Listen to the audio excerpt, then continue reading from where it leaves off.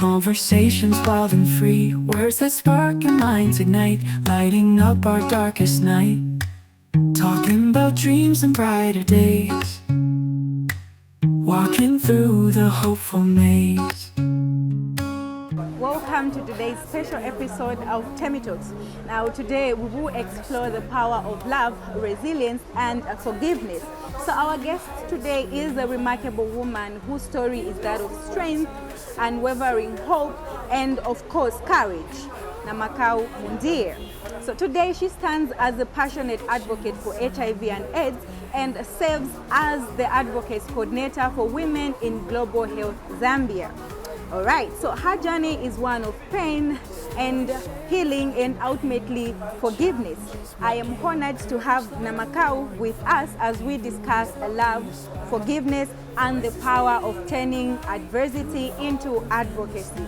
Namakau, you are welcome to the show. Thank you very much. I'm so happy to be here, and I'm so honored to be your guest.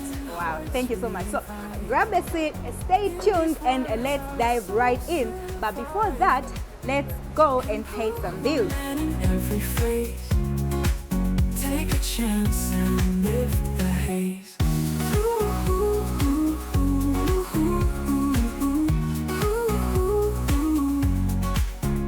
Welcome back. As I said earlier on, our guest today is Namakau. She is a passionate advocate for HIV and AIDS awareness and also serves as an advocate for women in global health Zambia.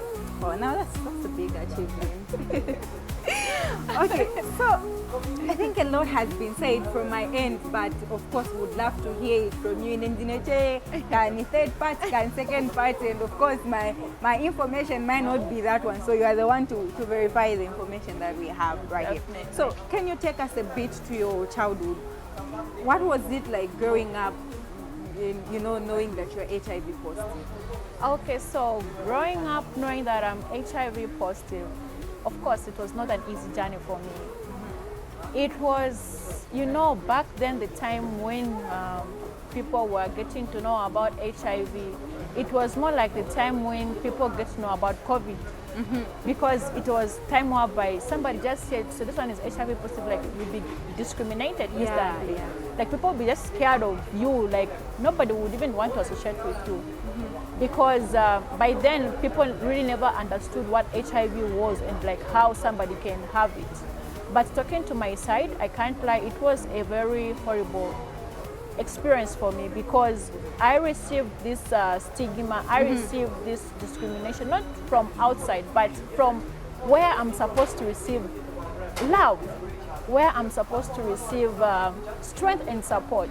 People who are my own blood, they're the ones who discriminated me.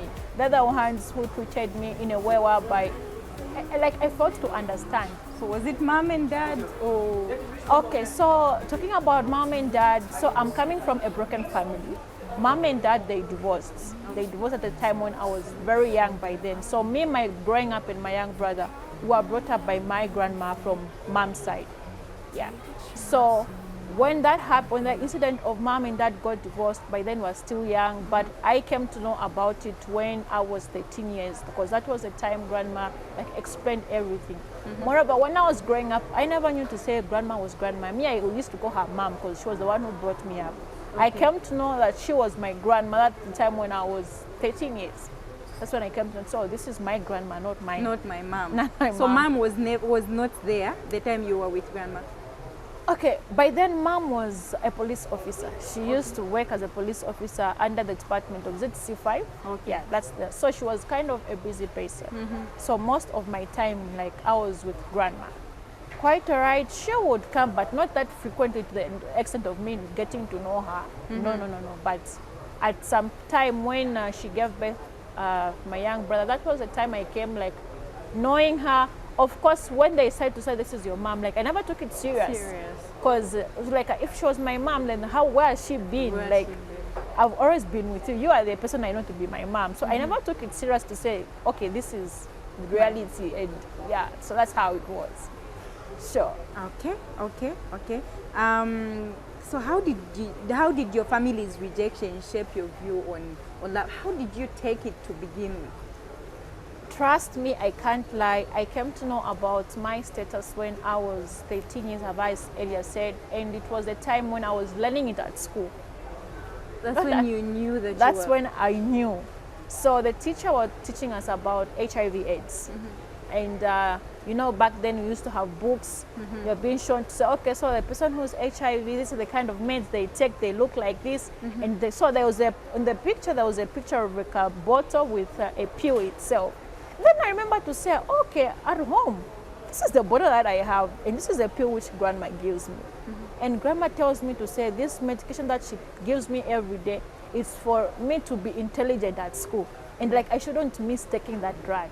So I was like, okay, so I left class before even knocking off. The moment we just ended learning that subject, I left, went home, got the same bottle, came back to the teacher. Then I asked to say, teacher, was this the drug that you are learning about, which people with HIV take? And then she was like, yes. So when she said yes, and then at the same time she like realized, so what have I said? What have I said? Then she grabbed me, like went to the deputy office. Then she narrated what happened. That's how the deputy was like, oh, is home far or near? I was like, no, home is near. She was like, okay, go and call your grandma to come. That's how I went back home, called grandma. By then it was happening in Kasama. So like, Mom, let me tackle school. So me, I was known to be a troublesome at school. Like I was a bull. Like, I never wanted someone to like intimidate me or overpower me. So when I see someone trying to threaten me, like I will just deal with you. So now when I told Mom, and then she was like, "Songa no now pango mland go school like never show for today." I was like, "Ah, utapele phone today. But I'm for teacher go school." That's how we went. So when she went, she found like meds on the table. She's like, what's happening here? So that's how the teacher explained. She said, no, today we're in the class, we're learning about HIV. And then all of a sudden, I don't know the time Namakau left the class, she came home, she collected this bottle and then told me to say, this is what she takes every day. And you tell her to say, this medication help her to be intelligent at school. But before that, she learned to say, this is a drug that people with HIV take. And then all of a sudden grandma just started crying, like she didn't know what to say, like she didn't know like what to do. You just don't know. It's not like you lied intentionally. Yeah. You just lied to protect. And then she was like, you know, it's not like maybe I didn't want to take, I really wanted to, but where to start from, I never had. So I opted just to say, this medication is just for something maybe to back her up so that she shouldn't stop taking it. Because I never had the courage to tell her to say, this is how it is. So by the time they were discussing, so when she narrated that, I was told to go outside. So what happened inside, I don't know. And then I was called back again. So when I was called back again, it was on that day when now she explained to me to say, I was born with HIV. I've lived with it from the time I was born up to the time I was 13. And I will forever be with it until I don't know when God is going to say, today Namakau, your day is up on the earth. So now she was like, that's why now she narrated to me to say, I'm not your mom, I'm your grandma.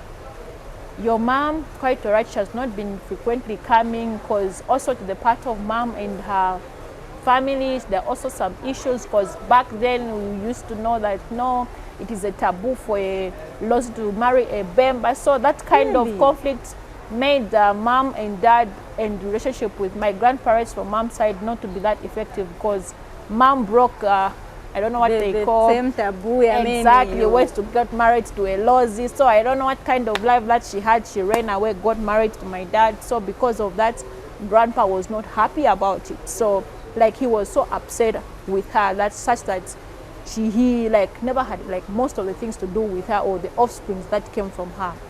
So it was from that point where now like our coming on earth, it was just like forbidden, exactly, not accepted, exactly. Not accepted. So it was sometimes whereby when you are being like maybe you want just to, and I forgot this part. So staying after knowing to say I was HIV positive, I came to realize to say, okay, so this is the reason why I live the kind of life that I live, because the kind of life that I lived was just me and my grandma and my young brother. You can't go for holidays, you can't mingle with your cousins, and also staying, you have to have your own house. So there was like a small house where we used to stay. So when something is done while you're staying, you have to call to the main house. So, oh, we want this. That's when tell someone me. will bring things that's the kind of life that we lived. So after I was taught to say this is what I am and this is how life is, that's now it now made sense to me to say, okay, so this is the reason why I like don't go to people's So homes. you were isolated. Exactly. It was total discrimination, total isolation, such that you can't even have chance to even know cousins. Like it's just when they come, you just hear voices from the front say, oh, someone has come home. When they want to say hi, they'll just say, Namakau, how are you? Just like that. Oh, Shan, Muni Shan, just like that. It ends there. That's how it was.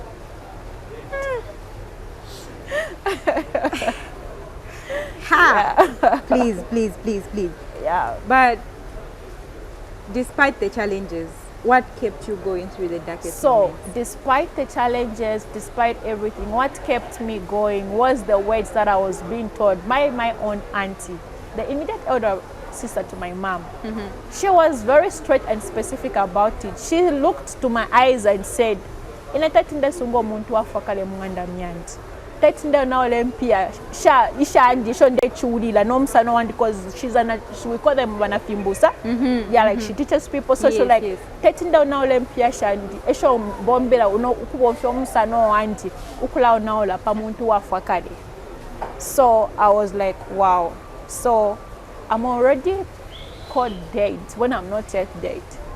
So those two statements, they can't waste money on somebody who's already dead. They can't take me to school because anytime I'm going to die. So it's a waste of time for them to do that. Those two statements is what kept me moving. Despite what happens along the way, I just told myself to say, I have to prove them to say, only God has the final say upon my life. And with or without family, I'm going to achieve. And that's what has kept me moving. Those three things. Auntie still around? She's still very much around, very much Do around. people talk? The last time we talked, that was in 2022. Okay. Yeah, when I finished writing my exams for nursing. Actually, I'm a midwife nurse by profession. Wow. Yes. So when I finished my exams, so the same grandpa happened to be sick, and during his sickness, he was only mentioning my name, like he just wanted to see me. Good. So it was through that moment, but it was more like family gathering, because we thought maybe he's going to die, maybe he wants to like say final words. Final words. Yeah, so that's the time I happened to go back, happened to like have reunion with the so-called family, and it was at that time when we sat and talked. So, and I reminded her actually, I was like, you remember the words? So they were like they started complaining, no, you have just gone astray, like quiet, you don't want even to like engage yourself, it's so hard to get your number. Once you know that some of your relatives have got your number, you normally change, and it's just hard for us to reach you. And I was like, oh, it's hard for you to reach me, why do you want to reach me now? You wrote me off.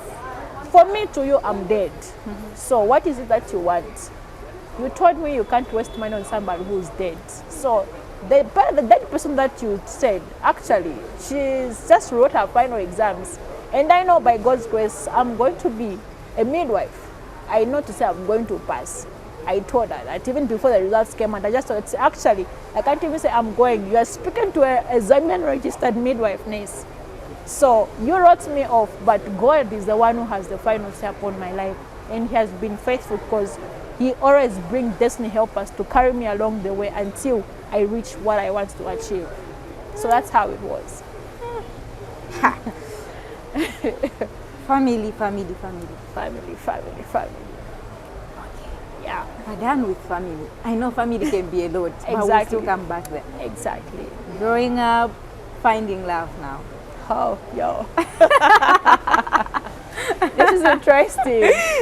Finding love now. So when you met your partner, what did love mean to you, especially with the fact that you came from a broken home where you were denied of love, and then you find somebody to love you, just you.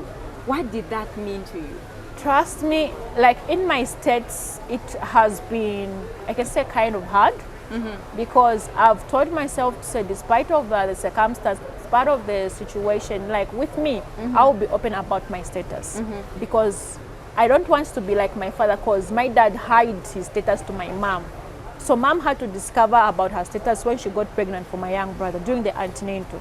So because of that, I told myself to say, me, I don't want to be So a like victim. they didn't know that you were HIV They positive? didn't know at HIV, not until she was tested positive on the pregnancy of my young brother. That's And when then they had to... test me, and then found that I'm also positive. That was the time I was 3 years. Yes. So it was now at that time when I even started the medication.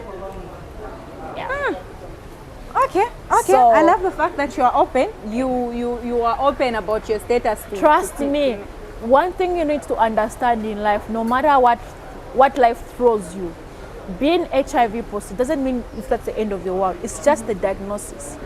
Trust me, it's just another life after, because I'm able to do things which others can do. Moreover, I also have a role model who really inspired me. That is Princess Kasune. Okay. Princess Kasune, the member of parliament for Kembe. She's also HIV positive.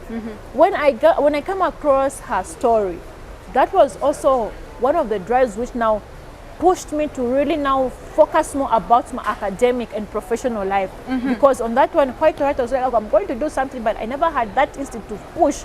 But after coming across the story of Princess Kasune, it gave me full force to say, no. I have got dreams that I want to push. I've got goals that I want to achieve. And definitely, despite of being HIV or not, I'm going to achieve. So one thing that I should tell people out here who are listening to this program is that you have to accept, because this is reality. You can't run away from it. It's within us. Wherever you go, you move with it. You need to accept. Acceptance is the beginning of everything, because once you accept it, then trust me, no matter what happens or along your way, nobody is going to diminish you, because you know what you carry. HIV is not what drives us. It's the zeal, the passion, like the drive that's within us is what makes us to push in life. So HIV is just a topic on its own. It's just a name, actually. Do you know that HIV is even better than those who have hypertension, those who have got diabetes, to other chronic conditions? This one is just a name. So people shouldn't even feel bad about it. Like, they just have to embrace it, because you can do more. Better than those who have got hypertension, because you're just taking your drug each and every day, and it's about taking your medication, being adherence to it. By doing so, you are good to go. That's it. Okay, back to it now. Yeah. So I know it's a thing where you get to open up to somebody that, okay, this is my status, and then some will go. I mean, most will go. Most will go. But how did he manage to stay? So I'll be honest with this one. So the way I was, or the way I am, is quite all right. I can tell somebody, but in as much as I'm telling, I need to watch somebody's maturityness. Is it the person I'm going to tell this? How matured is he? Is he able to to handle when I discuss, to say, oh, you are interested in me? So the kind of person you're interested, like, this is my status. Are you okay with it? Like, I need to wear the maturityness of that person. So if I know to say this person is not mature enough, I won't even waste my time, trust me. I'll opt to just leave it that way, but I'll definitely make sure I have protection. Okay. If that was then, before I was born again. You were Exactly. Before I was born again. You were born again. Exactly. Like, I will indulge that, just do my shortcut. Then I will make sure that we use protection. But unfortunately, along the way, that was in 2015, I happened to find this guy. So this guy, like, everything happened so fast. Like, I never even had a chance to tell him about my status. Like, everything just happened so fast. To the point whereby I happened to be pregnant. Yeah. So I got pregnant, and this is a person who really loved me for who I am. So despite of not telling him at first, but after knowing to say I'm pregnant, I told him about it. To say, no, I was about to tell you, but everything happened so fast. But despite of telling him that, he never left me. He was on my side. So until when there was pregnancy, that's when the story changed. The love went. Like, everything that was there, it's just changed from now. It's just changed. No, I'm not ready to be a father.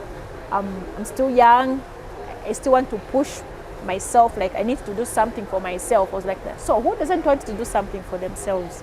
So does it mean that me, I'm just somebody who is okay with this? Or maybe like I want just to waste my time? I also want to do something. I also want to make my life out of this. So you just have to come in on this one. That's how I said, no, I really have got nothing to do with you. So this pregnancy, you're on your own. I was like, oh, okay. So I reached out to one of the friends, told the friend. The friend was like, no, boy, we all know this story. So you just have to accept this because we know. It's not that maybe we don't know. We know. And you're the only person who has been doing this. We have not seen anybody, but you are the only person who knows this. Still, he was not ready to accept it. So unfortunately, there's this day when he came, he brought me some juice and some fritters. Me thinking, no, it's love. Like It's love. not knowing to say, gosh, in that drink he had put certain things which I don't know which you put. That was which we thought is when I take that, like the pregnancy will like come out. Don't tell me he went that far. He went that far. So now I took that drink. Then like about should be an hour. I just started feeling some sharp Was pains. he there? No, he was not there. He just brought that drink and left. So after an hour, I just started feeling some sharp pains. Now I saw that this pain is still persisting, like it's even increasing. That's how I called my friends, like, you know what? I feel something's wrong with me because I'm really feeling like some pains lower my abdominal. Now this pain is increasing, like from the way I was feeling it at first up to now, like it's increasing. Short time, I started bleeding. I was like, yo, this is not normal. That's how she rushed me, went to the hospital. I was admitted, they did some tests, like, no, this is threatened abortion. Like, were you trying to abort this pregnancy? I was like, and actually, I didn't even tell my friends that I was pregnant. It was at that moment when they even noticed I was even pregnant. And then they were like, Namakau, you're pregnant. Because, and these people whom we are talking about, like, these people I was staying with by then, there are people who are just like, I can say, what term can I use? Like those people who sell themselves at night. Yeah, those are the people I was with. Yeah. Not that I was doing what they were doing. No, I get. But with me, I even told them to say, if you can act, like just, all I want is just a roof on my head. So if you can just keep me, I'll be washing for you guys. I'll be sweeping, I'll be cooking, I'll be your mate. That was what I said. I told them. And trust me, they accepted. But again, there was this one who was more like a boss. No. In as much as you'll be doing that, but no one should remain home. We should be all going in town. So, okay. So now it was through those times when this guy also noticed. So what used to happen when we go in town, like I won't be at an open place where I need to be seen. No. Like I would just hide myself, just at the hideout place, seated, waiting for my friends to do whatever they're doing, then we go home. So now, guys, this guy used to see me. Until one day he came to say, you know what? I've been always seeing you sitting on this corner. Like, what's about this corner? Like, you always come as a group, but you just isolate yourself from them and just sit hidden at a hidden place. Like, what is it about? Like, why are you here if you know that these are the things that you don't want to do? So me, I was open enough not to say, maybe this person might be my destiny helper. I happened to open up. I told him, like, no, I told him my story. Like, no, this is the kind of life that I live. So I'm trying to find myself. Like, I'm done with by then I was just finishing my grade 12.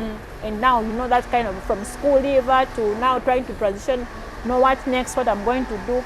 So that's how I narrated myself. So no, me, my life, it has been like, I never hide anything from him. I told him everything. But not a part of the HIV. It came later. So me, when I told him everything, I thought it's maybe somebody who's going to understand, to say, okay, this person has gone through this, maybe let me help him. Or like, at first quite alright, he showed that, but when the pregnancy came in, it was a different story. So he was willing to stand by you when you're HIV positive, but not when you're pregnant. Exactly. So now, that's what happened. So now my friends were like, Namakau, we go in town, you don't do anything. Where did the pregnancy come from? And I was like, where did the pregnancy come from? So now I was like, guys, okay, I know you have noticed that these days, this guy who normally comes where I like sitting, so that's the guy. Oh, they had to look for him, trust me, because I had crazy friends. they had to look for him. And like at that moment, he even changed the spot of coming in town. Like he changed, like when he's coming in town, like he'll try by all means to like put on something for us not to identify him. And funny enough, like we didn't even know where he was staying. All we just knew was like, okay, we meet in town. Me, at least I knew why his friend was staying, because most of the times he could take me at his friend's place. But the friend refused to show me where he stays. So we went at his friend's place. Made some noise with my friends. No, shine, until the friends had to like open the dogs. The dogs had to chase us away from the yard. That's how we ran away. And we told ourselves, okay, you know what, Namakau, I think this guy is not interested in this pregnancy. Don't have. And the good part with those guys, like they even told me, don't even abort. Already you are alone. You in this world. In as much as things are hard, just keep this pregnancy, my friend. Whatever. At least they had your back. I thought maybe they were going to tell you, pack your bags and leave. No. With them, trust me, it's like they were God-sent people. I can say like they were also part of the journey. So they thought, don't abort, keep it, we'll buy one. And trust me, they bought everything for that child. That child never lacked anything. They bought everything. My friends bought everything. Such that even one of the friends of the same guy, I can say it's the uncle, yes. He bought also some things. Wow. So even after the guy gave you, that substance to cause abortion, the baby never died? No, the baby never died, but I had some complication. Like my pregnancy was in and out, but was it the substance that you took it was a substance. Contributed? Yes, the substance that contributed, because it passed through, like it tried to transmit some certain substance to the baby, but due to some I don't know if it's God prevention, like God. It never affected the child until the baby was born. She was a baby girl. No, she was very healthy. Wow. Very fat. Born at 3.8 kgs. Yeah. The baby was born. The guy was nowhere to be seen. Baby was born. The guy just said, I've got nothing to do with you. You're not my class. You're not my standard. By then, you're already in problems. Another one comes. You don't even know if I've birthed or not, like you just know that kind of state. But even if you have birthed, you even don't care, like you take care of yourself. You just like you're on your own state. So now you would be like, no, you're not my class. You're not my standard. I've got somebody who's within my class and the like. So just move on with your life. Me, I've got nothing to do with you.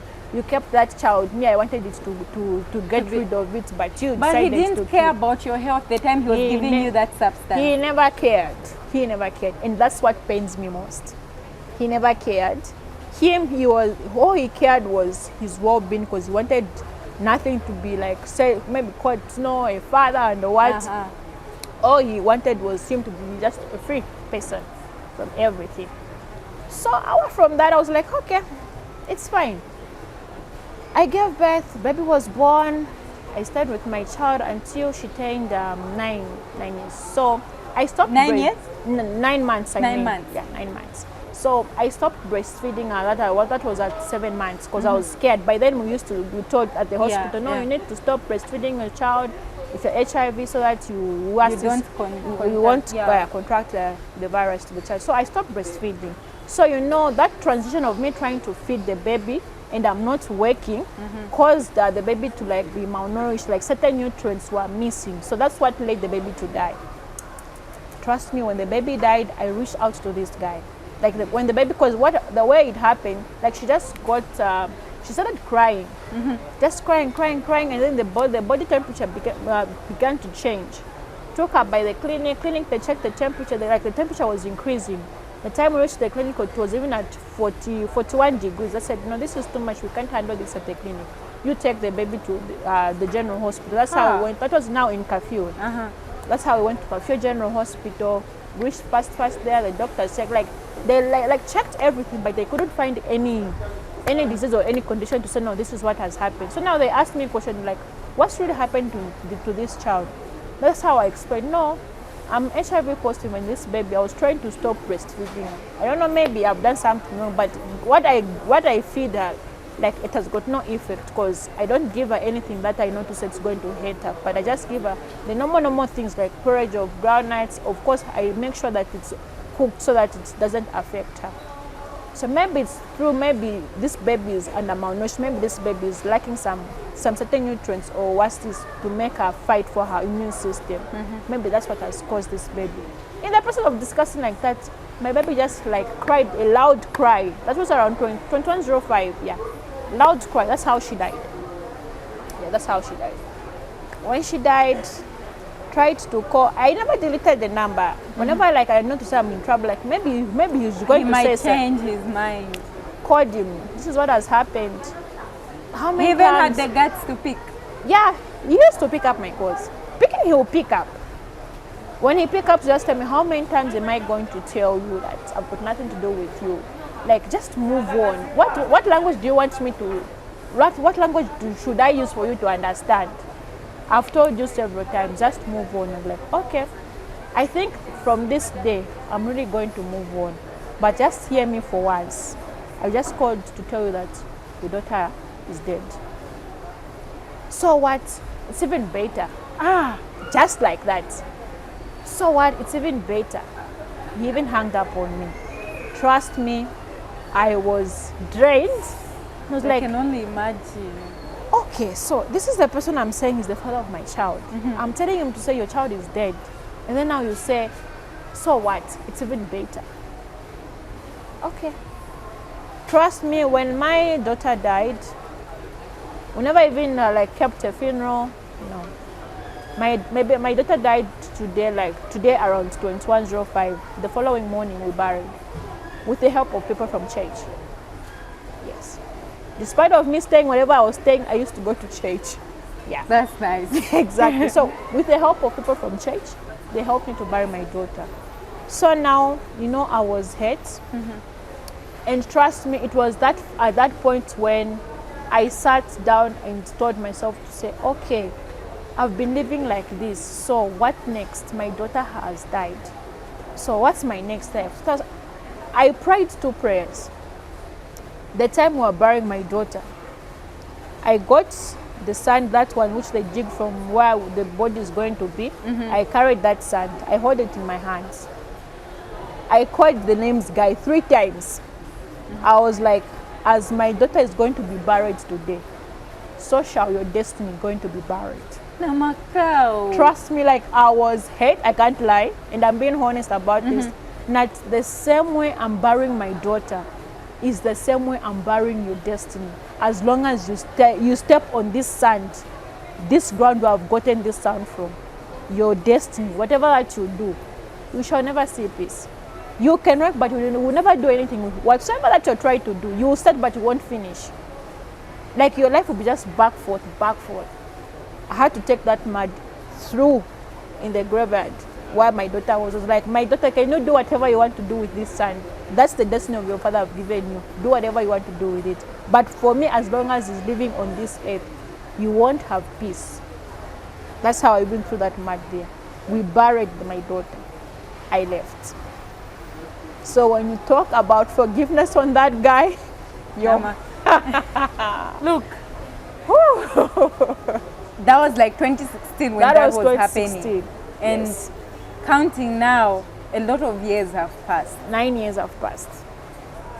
And you still haven't. Okay, what can I say? I've forgiven him.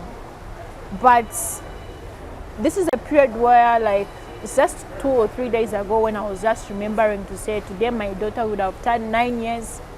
And then, unfortunately, one of the sisters saw the post on my timeline, and then she asked me, because we at a certain point I had a chat about it. So when she asked me to say, why didn't you look for us?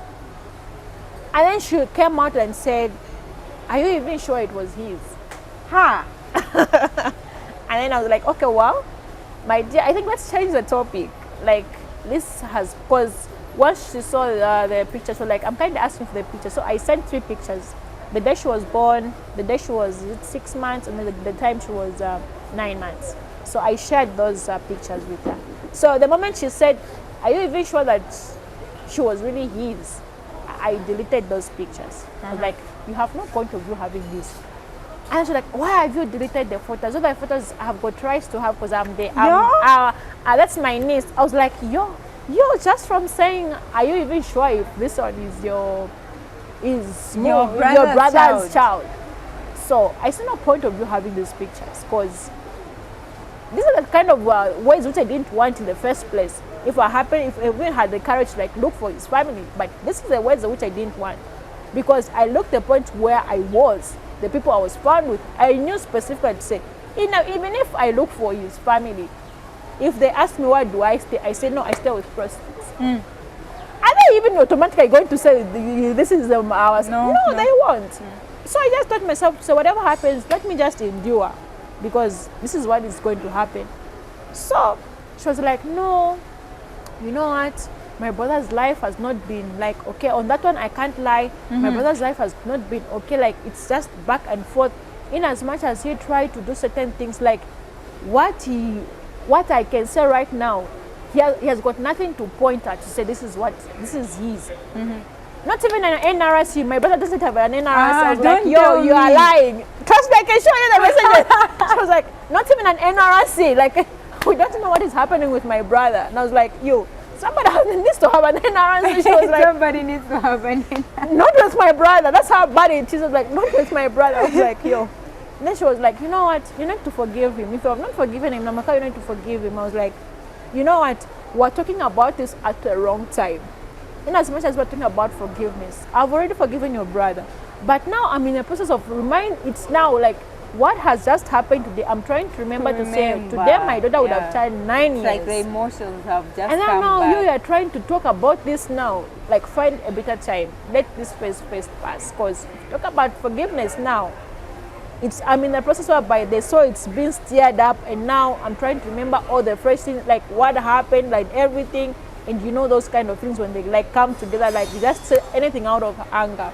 So I just started to say, you know what, let's change the topic. If you want to talk to me, ask me something else, but this topic, let's change. And then she was like, no, you know what, you still sound like you're still upset, you're still angry, you need to let go. And then once you let go of everything, you're also going to let go of yourself. I was like, you know what, me, I've got nothing to hide. Like, I've got nothing against him. Me, I've already let go of him. Maybe if he's maybe the only thing that we need, because we have never sat down and talk about this, it's just the issue of phones. And moreover, we have never even talked about it to say, no, I'm forgiven, and they're like, no, we've not reached that stage, like, we've not gone that far. So like, okay, so you need to find time, we need to sit down, like I need to talk, I need to tell mom about this, like we need to sit down as a family. But all I can say is truly we are sorry as a family, because we never knew. Not like, no, got nothing to apologize. Quite all right, yes, we never knew, but it has happened. There's nothing that we're going to change. Even if I say, okay, I've forgiven you, is my daughter going to come back from the grave and say, no, I'm alive because the family of my father have come? No. It has happened, so it's time just to move on. So now, in that moment of deep pain, you cursed his life. Do you still feel it was justifiable? Oof, yo. Trust me, I did that out of anger. So, justifiable. That was justice, and trust me, God did that. It was justifiable, yes, because through the confession of the sister, I can say God did justice on my behalf. And I really don't know what I'm going to do for me to reverse that. Like, if this is something I need to talk about with Bishop, because I can't do this alone. I can't do this alone. Quite all right, I'm the one who prayed, but when it comes to reversing, it's a different thing. So I think I need to. But you want to? Yeah, I want to. I want to. Yeah. Oh my God! Oh my God! So, what has your healing journey looked like since then? From the time that Trust happened? me, you know, forgiveness and love is something that is very unique, and these two go hand in hand. You can't forgive when there isn't love. You can't love when you haven't forgiven. So these two things, they go hand in hand, and they go hand in hand for a purpose. So in as much as I'm willing to say, no, I've forgiven him, I must show love. and it should come from deep down my heart. The same emotion or the same intimate, the same instinct that I had when bringing out those words I said that day. It's the same way I need to bring out that love. And it's the same way I need to bring out those words of forgiveness from him, knowing to say they are coming from deep down my heart, not just mere words. So it's something that I'm willing to do. Wow. So what role has faith, therapy, or a community played in your path to forgiveness? Oh, when you talk about therapy, you have never done therapy. You've never done that. Maybe the therapy that I do is me and Jesus. You and Jesus. Yeah, Exactly. you know, that's also therapy. Exactly. For me, that's my therapy. Exactly. Like, not that I go to the doctor, I sit down and tell, no, this is what I'm going through. I feel like I'm going like this. good. No. Sometimes you might even look mad, you know why? You just sit down, Exactly. do the words and everything. But it's just you and God telling him, God, say, exactly. God, it's you and me. Trust me, from the, my life changed the day my daughter died, when I buried my daughter. Because that day I remember I went to the mountains. From the graveyard, me, I never even went to, I never went back to where I was. I went straight to the mountains. When I climbed those mountains, I even told God, not God, I'm not going to come down on these mountains, not until you say something, you show me a sign. When I went there, I continued praying those prayers I prayed at the graveyard. Oh my God. That's why. That's why. That was the first prayer point I prayed.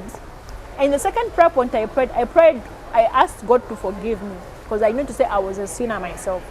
I asked God to forgive me. I asked God to give me wisdom, knowledge of how I'm going to navigate my life after that phase. Because I told him to say, God, I have got a grade 12 certificate, but I don't have means and ways to go to another level. I need to go to college. God, I've seen what kind of life I was involved in, and I've seen that it has not taken me anywhere. They see the wages of sin is death, and I've seen this is the result of what has happened to my daughter. So I don't want to continue this kind of life. God, please give me a job. And when you give me this job, help me to be disciplined, because as you give me this job, I want to raise money to go to school. Trust me, God answered those prayers. When I came down from that mountain, I went straight home. I wrote an application letter, took it at Pick and Pay. Me, I never even attended interviews. I found a group doing induction. That's how I joined. That's how I started working. So when I went to a Pick and Pay, so there's an I don't know if it's still there or there was or there is. There's an organization called Suvuko, which was working in partnership with Pick and Pay. So that organization was looking after orphans and vulnerable people. So when I went there to Pick and Pay, it was a team that I found. And then the church told me, oh no, it's okay, we'll listen to your story later, but since we're still looking for people, you can join the group. That's how I joined the group. That's how I started working for Pick and Pay. I told myself I'm going to live a very simple life so that I start raising money and I go to school. And I did that. And God really gave me discipline, because I managed to save money. And the time I was working for Pick and Pay, I even was like consulting, knowing at which school where, because I really wanted to be a nurse. At first I wanted to be a lawyer, but due to the results that I have, like I couldn't meet my standards. So okay, lawyer, at least I can be a nurse, but not a general nurse. I was specific to know, if it's a nurse, I would love to bring newborns in the world. I want, because these hands are blessed. I want these hands to be receiving babies. And that's how I had to start asking around until I was even like, there's a government school within Kafio, which was Kafio College of Nursing then. And lectures used to come in Pick and Pay. So me, the time I was working for Pick and Pay, I was the person who was in charge in writing quotations. So most of the times when lectures come, I could write quotation for them. Then I just created that relationship with them. I thought, oh, that was in 2017. Then I told them, say, I'm trying to raise money, but I'm sure 2018, 2019, I might start school. So I'll need a place. So no problem, just let us know when you are ready. Me, I never even applied. The only thing that I did was just to fill in an acceptance form. And I was filling that acceptance form at work on the till. That's how I started my nursing. Started my nursing, God brought through destiny helpers. People God has been faithful. One thing I've come to realize is that once you align yourself in things of God, you acknowledge and believe to say you are a sinner and you accept Him as your personal and Lord and Savior, and you just say, God, here I am, use me as your vessel and work through me, God does wonders. Me, if you tell me to say God doesn't exist, I'll tell you my story. Then you understand that so indeed God exists, because God has brought destiny helpers in my life such that even the time I was at school, I never even felt the pain or the heaviness to say I'm paying for myself, because help just came through from different angles. I managed to finish my nursing school. I never felt, I don't know what it means like to fail an exam. I passed on first attempt, graduated with honors, not just a mere graduate, I graduated with honors. So it has been God's grace. Whenever you align yourself in things of God, God is there and He's always faithful to give you that direction. As long as you have asked and you are walking in His word and doing and practicing His word, trust me, your life will never be the same. I feel like you're encouraging me right now. I'm the person you're telling God exists, no matter God how exists, hard times no may be. matter how hard life can be. And you know what? At the end of whatever that has happened, I've just come to thank God, because I've taught myself to say it was worth it, because I'm able to come out open and share what I've gone through and encourage someone out there who might have or is going through what I'm going through. Yes. So if you could speak to your younger self right now, what advice would you give to yourself? Girl, my younger self, I could tell her to say, you have it's within you. All you have to do is put God first. In everything that you do, put God first. Whilst you put God first, God is going to give you direction on how you are going to do things. In as much as you plan, God will already know what He wants for you, because what He wants for you are the better plans that He has for you. So always have faith in yourself. Believe in yourself. Never have self-pity. Never look down on yourself because I'm HIV, I can't do anything. No. Have self-confidence. Believe in yourself. Set boundaries. Be intentional. As my mom, Lady Norena, says, Auntie, be intentional. Your mama. Be intentional. Know your why. In everything that you are doing, sit down and ask yourself, why am I doing this? Be intentional and know your why. These 2-3 things, they really drive me and they push me. To that young lady that is currently facing betrayal, heartbreak, like similar to what you've been through, they're facing it right now. What's your advice to them based on the mistakes that you've made in handling that betrayal? What's your advice for them so that they take the right path? So the advice that I can give out there to the young ones is that, you know what, in life, no matter how hard it can be, never engage yourself in things that you know is going to give you certain regrets. Never indulge yourself in certain activities that you know to say, in as much as that guy promised me heaven on earth, I received something that I have regretted. But as long as you have got a gift of life, God has given you that gift of life. Use what you have, your hands, your legs, your eyes. I've even forgot, so my growing up, even just for me to finish my grade 12, I was working as a living inmate because my grandma happened to die the time I was 13. Yes. The very moment you found out and everything. That's the moment my grandma died. So when grandma died, it was from that moment I left family. So me, I've been on my own, out of families. What about your brother? My brother is there. My brother remained with one of my uncles. Right and there, he once stayed with my dad. But right now, he's out of family's hands. It's now me and him. We're trying to help each other, fight each other. And then also part of the family from dad's side, because him at least have got relationship with that family, dad's side. Yeah, because he had a chance to go and stay with him, with me. No. So that's how it was. So with me from 13 years up to where I am today, it was just working as a living inmate from one house to another. When people find out that I'm HIV positive, I'm taking my meds, they will chase you.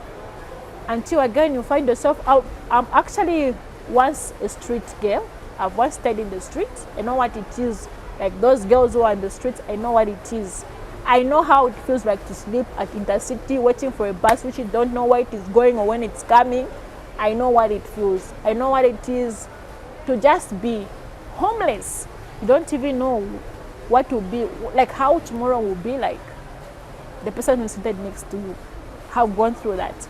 But through all those stages, and one thing that I love about myself is that I love the fact that my grandma brought me up in the Word of God, because that Word of God helped me to navigate life. In as much as I can go away or astray, but that voice, I will hear it.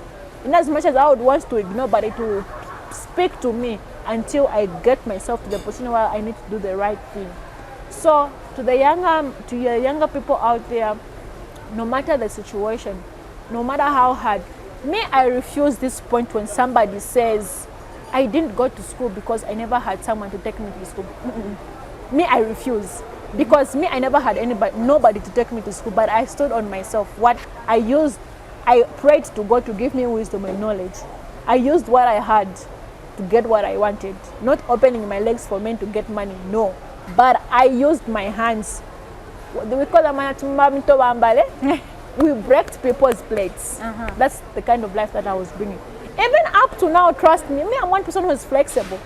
Despite, I don't even look at my paper. When I see to say things are shaking, like quite current right now, I'm not working. But I thank God I've been admitted at UNZA, like I have sponsorship right now. But in as much as I have got sponsorship, I need also my own personal needs, my own personal keep-ups. How am I going to navigate life, school, and also my keep-up? I engage myself in small piece works. May I even go around to washing? I even ask for people. No, what kind of piece work? I do that. I don't look at people. It's just a paper. Where there is something to do, do it. That's the kind of life that I live. So apart from that, through the experience that I've been through, everything that I've gone through, you're also speaking to a founder of Resilience Hearts Foundation. Yes. So Resilience Hearts Foundation is the foundation that has been based on my personal true life story. Oh my God, it's been one heartwarming of an episode. I'm busy melting inside. I'm busy relating right now. I've been encouraged. I've been empowered. I think I can say my life has been transformed. I said it at first that this topic can melt you. This topic can transform your life, and personally, I've been transformed. Thank you so much, Namakau. There's a lot of things that you've said that I could relate to. Yeah. A lot. Family, education, everything. And I'm like, she did it. She's here. Exactly. Why do I need to complain? Like you encouraged me. Yeah. That's just certain emotions that I'm busy battling with right now. And when you just said, okay, God does come through. If you tell me God doesn't exist, I'll tell you my story. That one I'm keeping. I know you've carried a lot of words that people have told you, but Exactly. I'm keeping these also for myself. Yeah. If you tell me God doesn't exist, let me share my story. Then you would like to say God exists. But thank you so much for coming through, for sharing your insightful story. Everything that you've just said, trust me, there's good impact. I really appreciate it. Thank you very much. All right, ladies and gentlemen, that has been Namakau Mundiah, of course, sharing what she has been through. As I said earlier on, that this story is a story of strength. This story is a story of courage and, of course, unwavering hope. Hope that never died, despite the darkest moment that she's been through. Her hope never dried up. I sat here as I was listening to her story, asking myself to say, if it was me in that situation, was I really going to pull through? Would I be here smiling and saying, right now, I'm a registered midwife, you're talking to... Was I going to be there? Trust me, it takes courage, it takes strength, and of course, God alone is the one that can empower you. So I hope you have been empowered. I know you might not be HIV positive. There are a lot of things that can be crippling you right now not to work because you think, no, I'm in this condition, so I cannot do what. If Namakau could make it for herself, could make a name for herself, even when people called her the walking dead, see now she's proved them wrong. Now she's the living testimony, right? Testimony, the living from walking dead to living testimony. And I'm sure you can also be that living testimony if you just get up and start doing whatever that you're supposed to do. This has been Temmie, your host, and this is Temmie Talks. Stay blessed.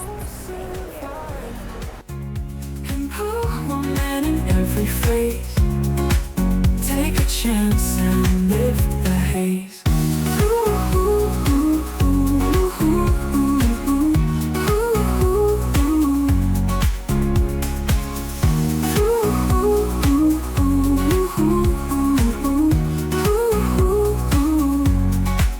Temmie talks and hearts revive.